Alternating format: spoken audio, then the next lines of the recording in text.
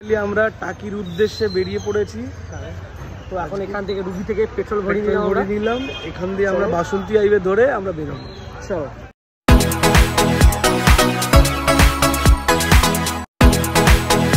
আমরা এই মুহূর্তে রয়েছি সুন্দরগ্রাম ইকো ভিলেজ। এখান থেকে আর বেশি দূর নেই, বেশি দূরের রাস্তা নেই। অলমোস্ট টাকির কাছাকাছি চলে এসেছি, বেশি দূর নেই আর এখান থেকে। চলো দেখা হচ্ছে।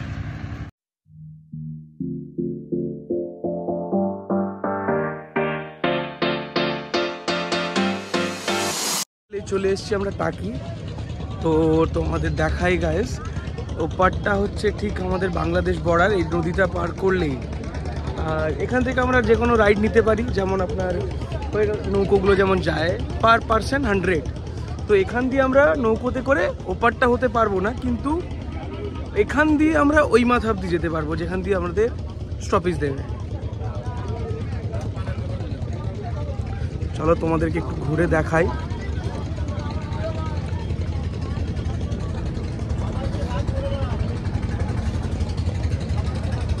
দারুণ জায়গা।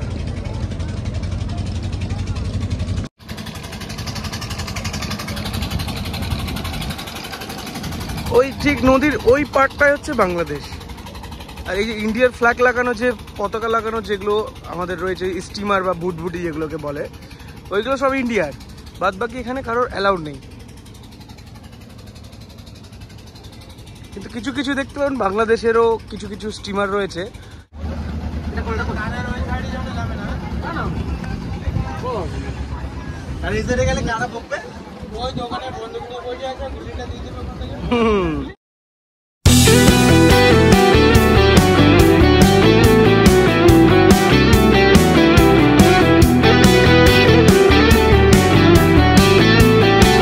আমরা ওখান থেকে যেটা ছিল ওটা বেরিয়ে এসেছি। এই মুহূর্তে আমরা টাকির থেকে এগিয়ে যেটা আমাদের মিনি সুন্দরবন, ওটাই আমরা ঢুকছি।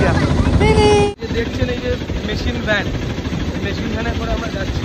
ওখানে এখান থেকে বাইক রাখতে দিল না, বাইক ঢোকার কোনো পারমিশন নেই এখানে। আর 10 টাকা করে এখানে যে মেশিন ভ্যান রয়েছে ওর ভাড়া।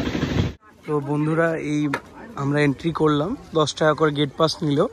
তো এখান থেকে যেটা আমাদের মিনি সুন্দরবন যেটা রয়েছে ওটাতে আমরা এখন এন্ট্রি করছি। এই যে মিনি সুন্দরবন, যেটা জঙ্গলের মধ্যে দিয়ে একটা ছোট্ট ব্রিজের মতন, খুব সুন্দর একটি জায়গা। এই যে গাছগুলো দেখছেন, তো এটাকে গোলপাতার গাছ বলা হয় এই জায়গাটা। আমরা জানি না, গাছের মধ্যে ডেফিনেটলি ডেসক্রিপশন করে লেখা আছে গোলপাতার গাছ।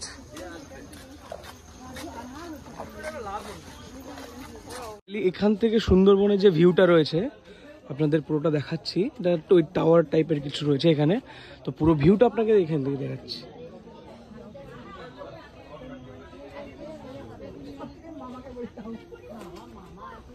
তো ফাইনালি আমরা সব কিছু এন্ড করে আমরা বেরিয়ে পড়েছি বাড়ির উদ্দেশ্যে। আমরা 2 ঘন্টায় আমরা কলকাতা ঢুকে যাব। দেখা হচ্ছে পরের ব্লগে। Tata, see you. Like, comment, share করতে